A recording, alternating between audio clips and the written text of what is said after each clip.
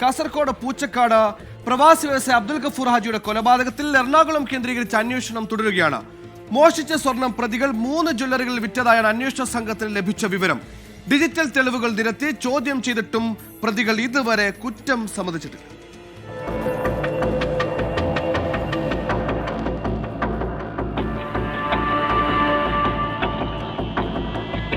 പ്രവാസി വ്യവസായി അബ്ദുൽ ഗഫൂർ ഹാജിയുടെ കൊലപാതകത്തിൽ ഉളിയത്തടുക്ക് സ്വദേശി ഉബൈസ്, മന്ത്രവാദി KH ഷമീന, പൂച്ചക്കാട് സ്വദേശി അസ്നിഫ, മദൂർ സ്വദേശിനി ആയിഷ എന്നിവരാണ് ഇതുവരെ പിടിയിലായത്. പ്രതികളെ ചോദ്യം ചെയ്തതിൽ നിന്ന് 596 പവൻ സ്വർണം വിറ്റ ചില വ്യാപാര സ്ഥാപനങ്ങളെക്കുറിച്ച് അന്വേഷണ സംഘത്തിന് വിവരം ലഭിച്ചിരുന്നു. ഇതിന്റെ അടിസ്ഥാനത്തിൽ കാസർഗോഡ്, കണ്ണൂർ ജില്ലകളിലെ ജ്വല്ലറികളിലും സഹകരണ ബാങ്കുകളിലും നടത്തിയ തെളിവെടുപ്പിൽ 117 പവൻ സ്വർണം കണ്ടെത്തി. ഡിജിറ്റൽ തെളിവുകളുടെ അടിസ്ഥാനത്തിൽ നടത്തിയ ചോദ്യം ചെയ്യലിലാണ് മലപ്പുറം, എറണാകുളം, കോഴിക്കോട് ജില്ലകളിലും സ്വർണം വിറ്റതായി കണ്ടെത്തിയത്. പ്രതികൾക്കായി അന്വേഷണ സംഘം വീണ്ടും കസ്റ്റഡി അപേക്ഷ നൽകും. ഇതിനിടെ കാസർഗോഡ് തൊട്ടിയിൽ സ്വദേശികളായ ഉവൈസിനും ഷമ്മാസിനും കൊലപാതകത്തിൽ പങ്കുണ്ടെന്ന സംശയം അന്വേഷണ സംഘത്തിനുണ്ട്. രാജ്യം വിട്ട പ്രതികളെ തിരികെ എത്തിക്കാനുള്ള ശ്രമം പോലീസ് തുടരുകയാണ്. 24 കാസർഗോഡ്.